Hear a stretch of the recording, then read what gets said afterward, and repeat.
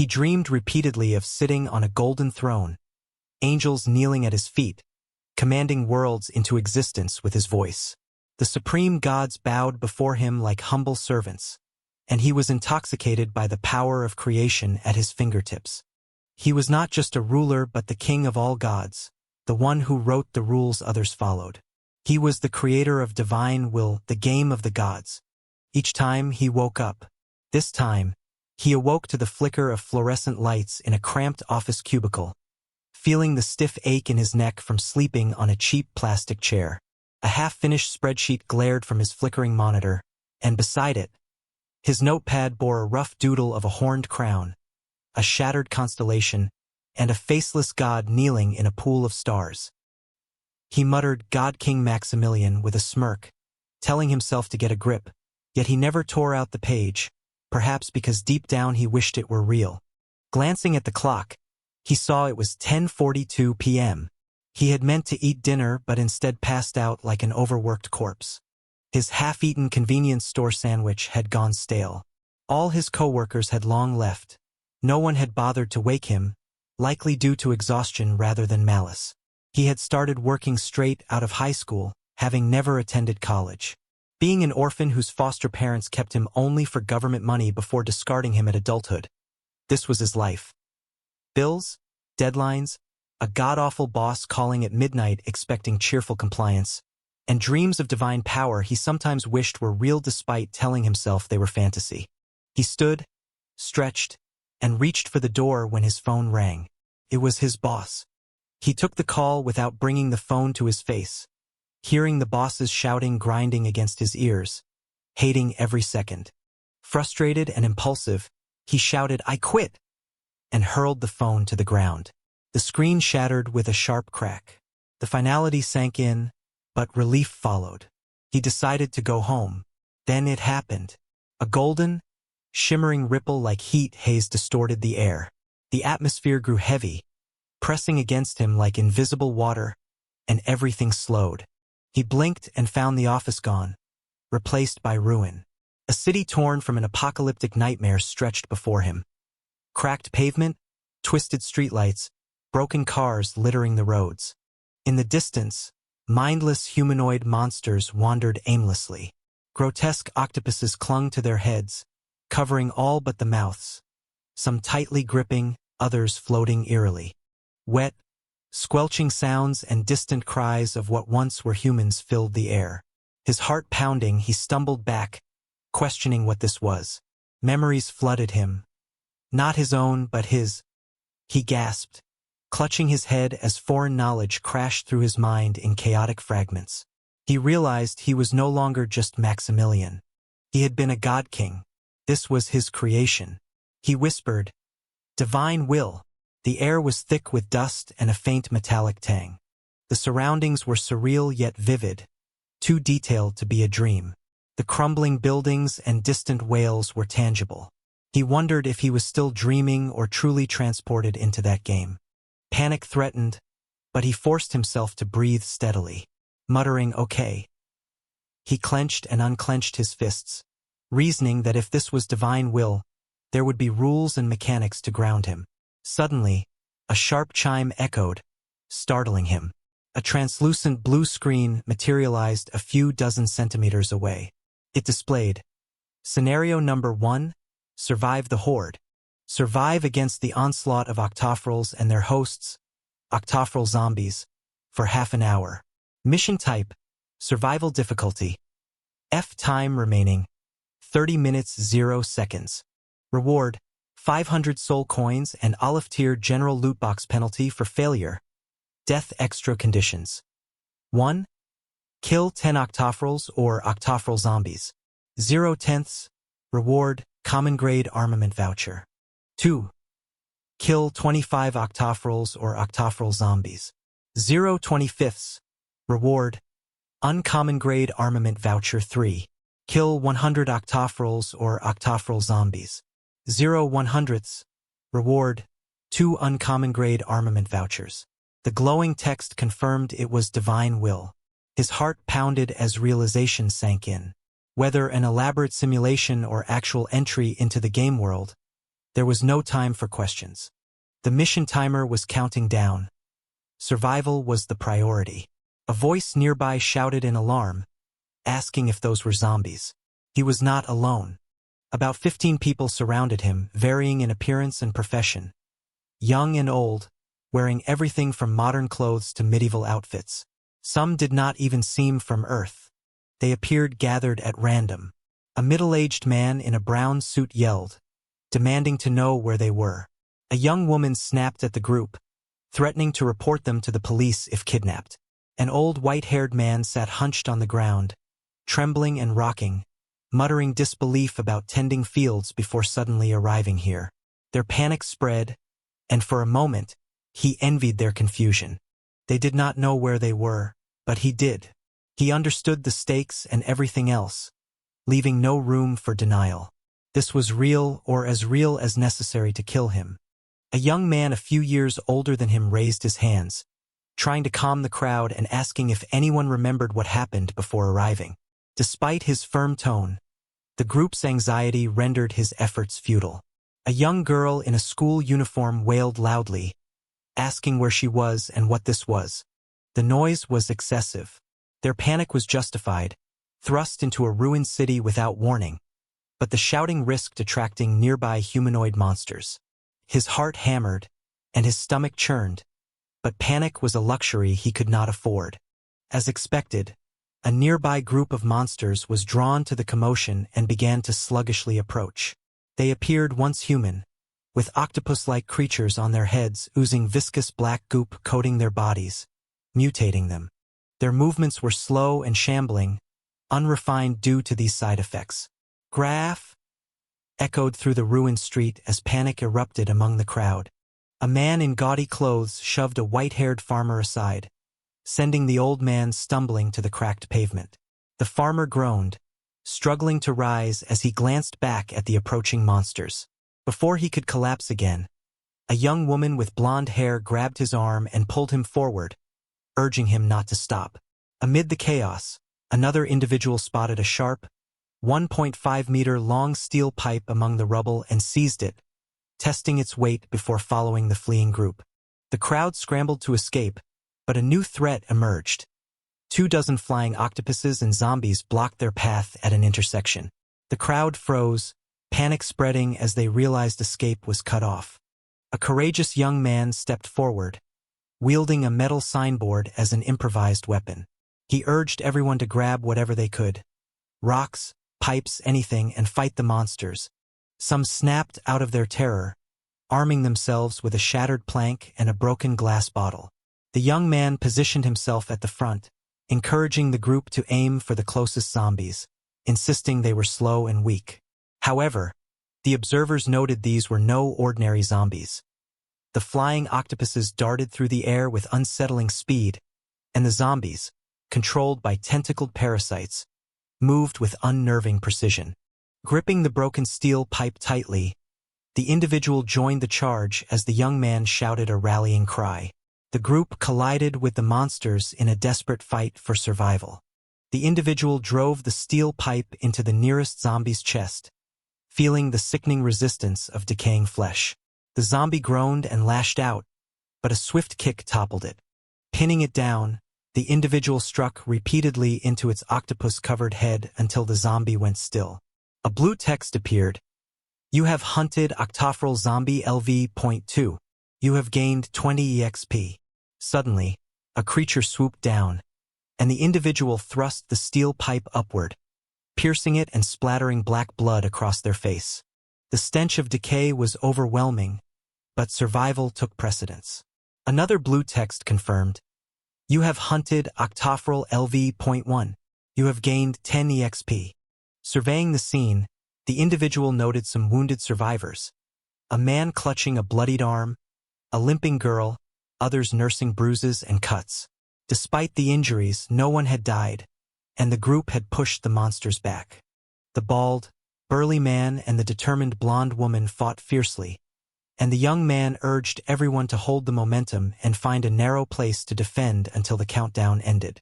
Then, without warning, one of the flying octopuses latched onto the young man's head, enveloping nearly his entire skull except his mouth. A terrifying crunch of bone echoed as the creature took hold. Time remaining, 21 minutes 47 seconds. The young man screamed in agony as the flying octopus consumed his head, its slimy tentacles tightening with horrifying precision. The grotesque sight sent waves of terror through the group, causing their newly found courage to falter. The young man thrashed wildly, swinging the metal signboard in blind desperation and striking his own head in a futile attempt to dislodge the creature, only worsening his injuries. The narrator stepped forward, gripping a steel pipe tightly, intending to strike the creature down. But the young man's frantic movements made it impossible to get close without risking a blow from his wildly flailing weapon. Others hesitated as well, until the bald man in the tank top mustered the courage to approach. The bald man shouted for the young man to calm down and charged forward, enduring blows from the flailing signboard. Despite being struck several times, he barely seemed fazed, his resilience far beyond that of an ordinary person. By the time the bald man reached the young man and drove the plank in his hand toward the octopus, the young man's body had already gone limp, crumpling lifelessly to the ground. The young woman who had threatened to call the police gasped that he was dead and dropped to her knees in despair. The rest of the group stared in horror or threw down their makeshift weapons as their fragile unity collapsed.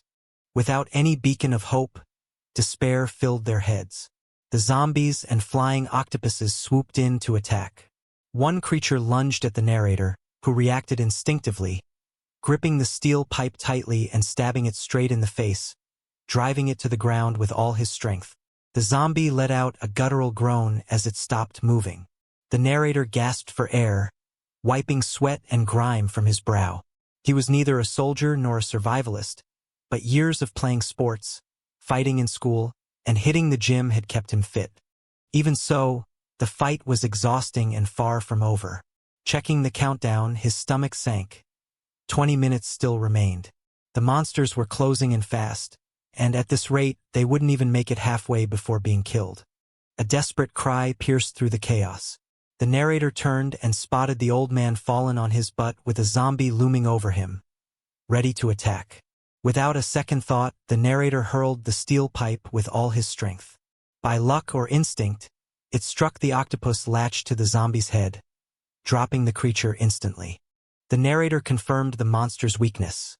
A hit to the head, or rather, the octopus latched to it, was fatal. Retrieving the steel pipe from the monster's skull, the narrator looked at the old man, pale with fear, and then at the others who stood frozen and had lost their will to fight except for a few. The narrator roared, urging them to fight if they wanted to survive. His voice snapped them out of their stupor, and their eyes turned toward him. Survival demanded this rally. He yelled for them to follow him, motioning toward the overpass he had spotted earlier, then dashed toward it, beginning his ascent with the steel pipe firmly in hand. The overpass had two paths leading up and was quite high off the ground. If the monsters encircled both entrances, the escape route would be cut off.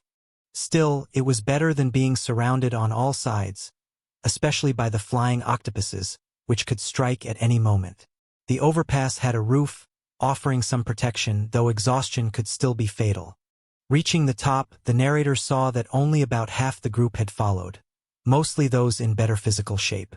The older and weaker trailed behind, some already falling prey to the relentless zombies and flying octopuses.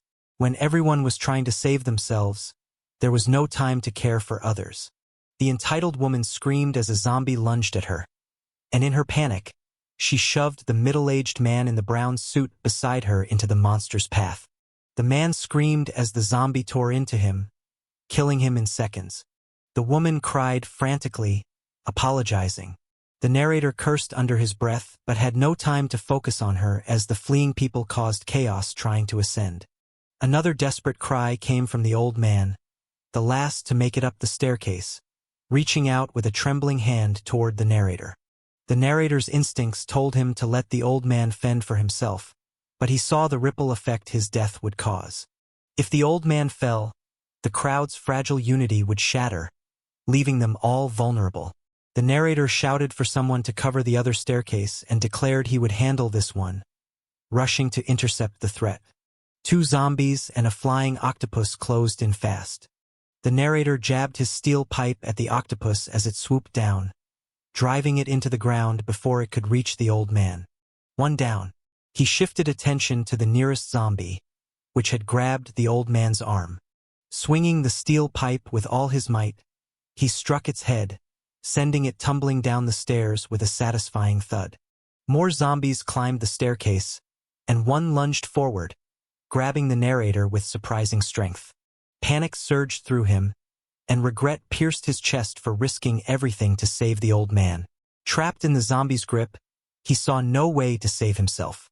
A crashing sound rang out as the zombie gripping the narrator was suddenly struck on the head by a wooden plank, which shattered to pieces. The bald man asked if they were okay.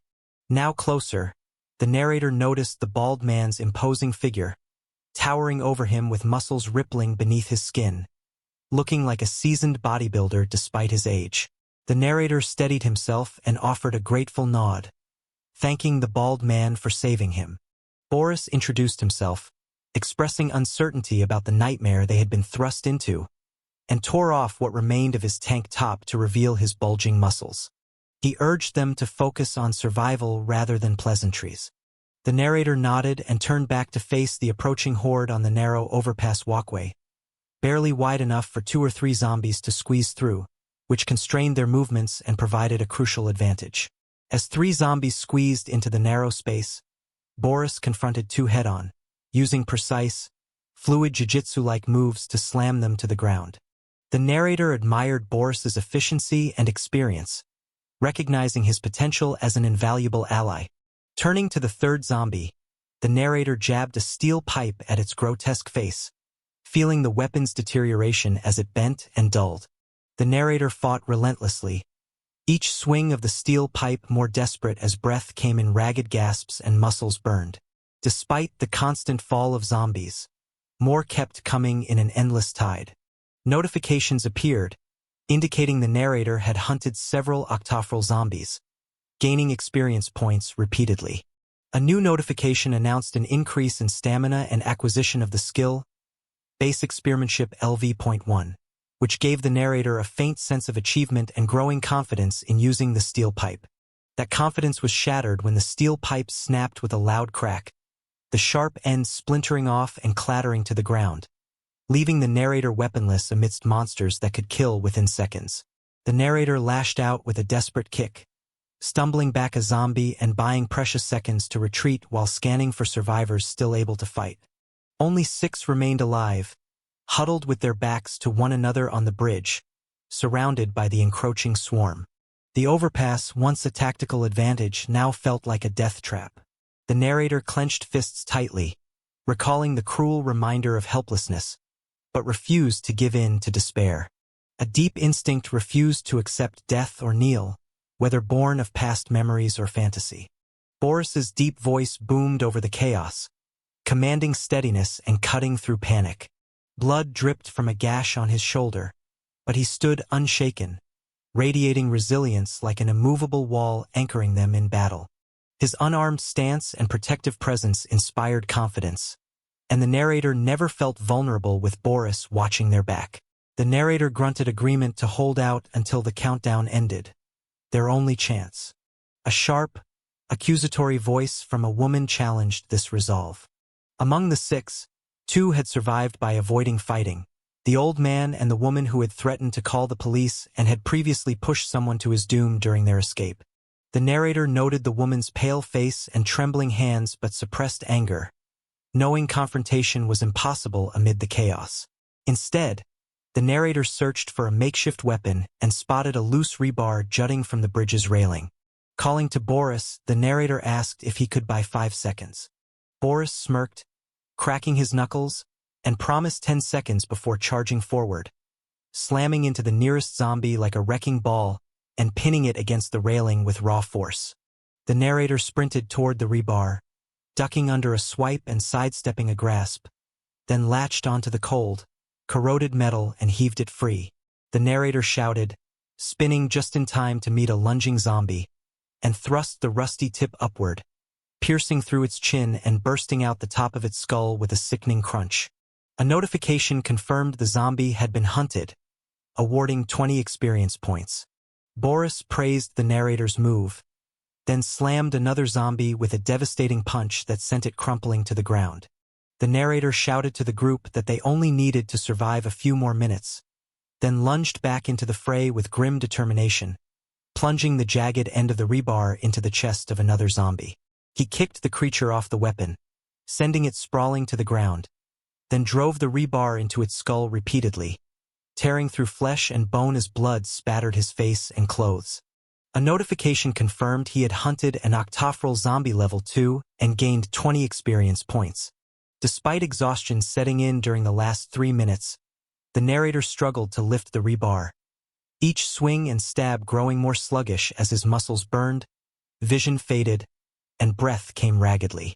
Suddenly, a zombie lunged from the side, sinking its rancid teeth deep into his shoulder, causing searing pain and a scream.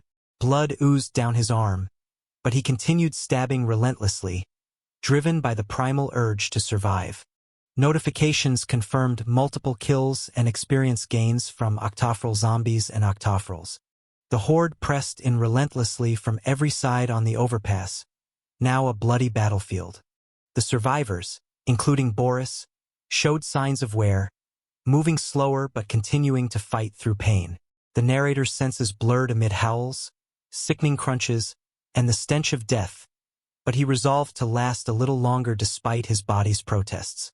Suddenly, a zombie lunged and bit deep into his right hand, which was stabbing another zombie with the rebar. The narrator felt bones crunch as his hand was mangled and blood gushed from the stump. The screams of others pierced the chaos, but he kicked the zombie away with all his strength, sending it tumbling back into the horde. Despite the unbearable pain and loss of his hand, the narrator acquired the skills Desperate Willpower Level 1 and Pain Tolerance Level 1. The pain dulled as clarity and resolve washed over him.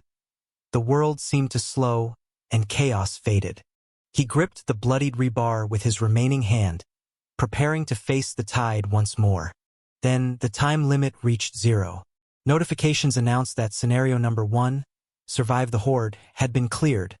The extra condition of killing 25 octophrils or octophril zombies fulfilled with 31 kills.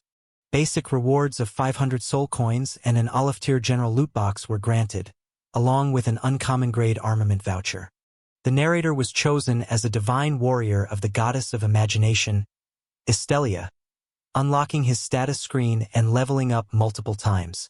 He earned the new title The Unyielding Survivor and gained access to his inventory before being transported to the divine kingdom of the goddess of imagination. As rows of notification screens popped up, the narrator and the 5 other survivors were enveloped in a blinding light. When he opened his eyes, they stood in a vast, bluish-white circular hall with marble-like floors and towering columns encircling the space. Behind them stood an enormous double door at least 4 meters tall. The narrator noticed that all his wounds and bruises had vanished, including the hand lost in the horde, which had been fully restored. Despite the miracle, he collapsed to the ground, clenching and unclenching his fist. The others murmured in disbelief as they checked their own bodies. Boris, towering over him with a broad grin, remarked on the narrator's healed hand and offered a hand to help him up, which the narrator accepted. The narrator returned the gesture, introducing himself as Maximilian Anderson, 22 years old, just trying to survive like the rest. Before more could be said, a young, slender blonde woman with trembling body but determined emerald eyes approached and introduced herself as Michelle, the daughter of a lumberjack from a remote forest. The narrator recognized her as one of the more courageous fighters who had stood her ground with a makeshift weapon. Boris introduced himself as Boris Ivanovich Volkov. As they began to converse, a presence made itself known. A small creature floated above them, barely half the height of a typical teddy bear, with an adorably round face, rosy cheeks, feathery white wings fluttering behind it, and a faint halo spinning above its head. Its large, sparkling eyes scanned them with curiosity, and it wore a tiny white tunic with gold-threaded accents, resembling a plush toy. Despite its appearance, The narrator knew this creature was far more powerful and terrifying than an angel. The chibi angel announced in a commanding yet high-pitched voice, speaking in an unfamiliar language that the narrator understood perfectly. "Congratulations and welcome to the Divine Warriors." The chibi angel continued, announcing that they had passed the first scenario and proven themselves worthy to join Divine Will and be part of the divine realm of the goddess of imagination, Estelia. She clapped her tiny hands and puffed out her chest like a general addressing a victorious army. The narrator had noticed from the beginning that the group seemed to speak a universal language, despite half the participants clearly not being from Earth and the others originating from distant countries. Boris, for example, was almost certainly Russian, yet communication was seamless. The system had overwritten their native tongues, replacing them with a universal language that felt as if they had spoken it their entire lives, likely to streamline communication. The chibi angel introduced herself as Raphael, the archangel managing all the divine warriors in the realm called Phantasmaris. She twirled dramatically in the air before pointing a tiny finger at them and urging them to rejoice. Suddenly, a loud, abrasive voice interrupted her. A red-haired man in his 30s, clad in a rugged leather tunic and exuding fiery anger, demanded to know where they were and insisted they be sent back. Among the 6 survivors were Boris, Michelle, an old man, an entitled woman, and this red-haired man who was clearly not from Earth. The entitled woman added her own sharp demand to be returned or she would call the police. Raphael's smile faltered, but she maintained her composure, clearly disliking the aggression. Raphael crossed her arms and remarked on the hot-headedness of the group, urging them to calm down and allow her to finish her explanation in order. The red-haired man, Rexmont, declared he did not want to hear any nonsense or play in a ludicrous game, insisting he had a promising future as the best hunter in his town. Raphael smiled serenely and revealed facts about Rex.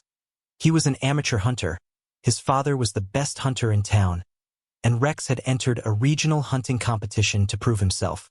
As she detailed this, Rex's expression shifted from shock to rage. Raphael continued, accusing Rex of cheating in the competition, bringing shame to his father and causing his mother to cry. Rex roared and lunged at Raphael, swinging his fist recklessly. The narrator shouted for him to stop and reached out to grab Rex's tunic, but was a second too late. Rex screamed in agony, collapsing and clutching the bloody stump. The entitled woman screamed, Boris stood frozen with clenched jaw, and Michelle turned pale, covering her mouth. Raphael muttered that she had missed and turned her gaze to the narrator, her radiant eyes narrowing as the playful tone vanished. She warned that attacking an archangel was forbidden and asked if the narrator wanted to die, pressing an unbearable weight upon him. The narrator replied steadily that Rex was unarmed and his fist hadn't reached Raphael. He admitted he had no strong reason for intervening but had seen Rex fight desperately against the horde earlier and saw potential in him. He understood the brutal punishment was meant to enforce hierarchy and was familiar with such displays as the creator of divine will. Still, he had underestimated how unprepared the others were. Raphael smirked and turned back to Rex, who was groaning and clutching his wound, tears mixing with blood and snot on his face. She declared she would let him off this time but warned she would show no mercy a second time. The warning seemed aimed more at the narrator than Rex. Raphael resumed her playful demeanor, placing a finger on her cheek and tilting her head in mock thought. She explained that they now stood in the Hall of Beginnings and that their journey to ascend as divine heroes only started now. As divine warriors of Lady Estelia, they must clear one scenario after another until reaching the pinnacle and fight the lady's enemies when called upon. The narrator understood that divine will, while called the game of the gods, was not purely beneficial. Ordinary people chosen as divine warriors gained unimaginable strength and power through scenarios and leveling up, but in return, they had to fight on behalf of their patron god, creating a symbiotic relationship. Clenching his fists, the narrator resolved to become a god again, reclaim the position he once held at the summit, and uncover why he was reincarnated as a mortal, no matter the cost. Raphael clasped her tiny hands together and declared that she would not spoon-feed them every detail, insisting instead that they explore, discover, and figure things out on their own. She explained that outside awaited Fantasia, the divine city where they could rest, trade, and prepare for upcoming scenarios. With a sly grin and closed eyes, she advised checking their status screen before venturing out, as it might save their lives. She then pointed toward an ornate set of golden doors at the far side of the hall and vanished into particles of light as mysteriously as she had appeared. Ignoring the incredulity, Maximilian accessed his status screen by saying, "Status," causing a blue holographic screen to materialize before his face. The screen displayed, Maximilian Anderson LV. 10 to 20, EXP 70/100. Rank, Aleph 1. Patron God. Estelia, Goddess of Imagination. Class, Novice. Title, The Unyielding Survivor. Status, Normal. Strength, 6+5. Dexterity, 5. Stamina, 7+5. Mind, 6. Magic Power, 5. Luck, 6. Free Attributes, 18. Signature Skills, $#% and Skills. Basic Spearmanship LV.1, Desperate Willpower LV.1, Inventory, Pain Tolerance LV.1. He acknowledged that achieving level 10 after clearing only one scenario was impressive but recognized that leveling up would become exponentially harder as he progressed, especially beyond Aleph rank. Scanning his stats, he noted that the average value for a new Aleph rank Divine Warrior was 5 in each category, placing him slightly above average. The extra +5 to both strength and stamina came from his title, The Unyielding Survivor, which was awarded to those who defied all odds and survived near-impossible situations, granting +5 strength and +5 stamina. Before he could examine further, a pained groan interrupted his focus. Rex writhed on the ground, clutching the stump where his arm had been severed, blood pouring from the wound and staining the ground. Maximilian closed the status screen and turned to Rex, realizing that the man would bleed out soon without aid. Boris asked why Rex's injury hadn't healed instantly, noting that their wounds had vanished after clearing the first scenario. Maximilian explained that injuries sustained within scenarios healed automatically, but those incurred outside required conventional treatment. He noted that reattachment of lost limbs was possible with mid-rank recovery magic but costly in soul coins, and regrowing limbs was even more expensive. Boris thumped his chest, crouched beside Rex, and, with practiced efficiency, tore a strip from Rex's tunic to fashion a tourniquet above the injury. Maximilian nodded in approval and remarked that Rex needed expert treatment once they were out. Boris continued administering first aid calmly and decisively, proving himself a valuable asset for future challenges. Maximilian glanced at Michelle, who had initially frozen but now knelt beside Boris to assist with first aid, showing adaptability and potential as an ally. In contrast, the old man and the self-absorbed woman remained rooted, murmuring and trembling, clearly unable to adapt to the harsh realities of this new world. Ignoring them, Maximilian reopened his status screen and examined his class, Novice, which granted 2 free attribute points per level, totaling 18 points to allocate manually. He noted that other classes automatically distributed points based on role but often neglected luck, which was rarely increased despite its hidden potential. He considered the possibilities, understanding that reckless allocation could cripple his potential early on. Survivability-focused warriors usually invested in stamina and strength, while balanced builds spread points evenly. Luck and magic power were the hardest stats to increase. After consideration, he allocated 8 points to luck, raising it from 6 to 14, and reserved the remaining 10 points for later, planning to use special methods to boost stats further. He acknowledged that increasing magic power now was pointless without knowing spells and preferred to save points for emergencies. Next, he focused on the signature skill that had puzzled him since first seeing his status screen, at $#% and the skill's name, rank, type, and description were a confusing jumble of symbols, completely incomprehensible. Despite his unmatched knowledge of divine will, he could not decipher its purpose without further testing and wondered if it was a glitch. He muttered to himself that he was sure he had created a perfect game but could not ignore the anomaly. By contrast, other normal skills like Desperate Willpower LV.1 were clear and straightforward with defined ranks and types. When faced with life-threatening situations, the skill granted a temporary 10% boost to overall combat power and resistance against pain and mind-affecting effects. The stark contrast between this clear description and the cryptic skill suggested it might be a remnant of something unfinished. An entitled woman, appearing no older than 30, interrupted the thoughts with a haughty voice, demanding help in exchange for not reporting him to the authorities. He ignored her nonsense and turned toward Boris and Michelle, intending to check his status screen later when alone. As he tried to pass, she blocked his path and snapped at him. He pushed her aside without hesitation. She protested loudly, threatening with her boyfriend's influence, but he silenced her with an intense glare. Though still flushed with anger, she stepped back trembling and fell silent. Boris asked about the woman's behavior, his tone hinting at annoyance despite his usual patience. Michelle added that she had never seen anyone act so childishly before. He shrugged and dismissed the incident, urging them to focus on more pressing matters. Turning to Rex, he noted Boris's effective first aid with the tourniquet stemming the bleeding. Crouching beside Rex, he asked if he felt better. Rex nodded weakly, clutching his bandaged stump and trembling slightly.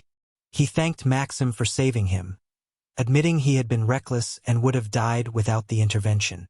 Fear and adrenaline had clouded his judgment when facing Raphael's overwhelming presence. However, he mentioned a possible way to reattach the arm in the divine city of Fantasia, though the cost would be high, likely requiring soul coins. Rex clenched his jaw, determined to find a way to pay and survive. Boris remarked on Maxim's apparent knowledge, prompting Maxim to offer a plausible excuse. He explained that the setting felt familiar because it resembled novels and video games he had immersed himself in years ago. Michelle questioned the mention of video games, and Maxim deflected, promising to explain later. He declared they had wasted enough time and prepared to move on, placing the steel rebar into his inventory with a simple intent. Without waiting for further discussion, he strode toward the towering double doors, the others following closely behind. Time was critical in this game. At the doors, he pressed his hands against the cold surface and pushed with all his strength. The ancient mechanisms groaned as the heavy doors creaked open, revealing a blinding light that beckoned them forward.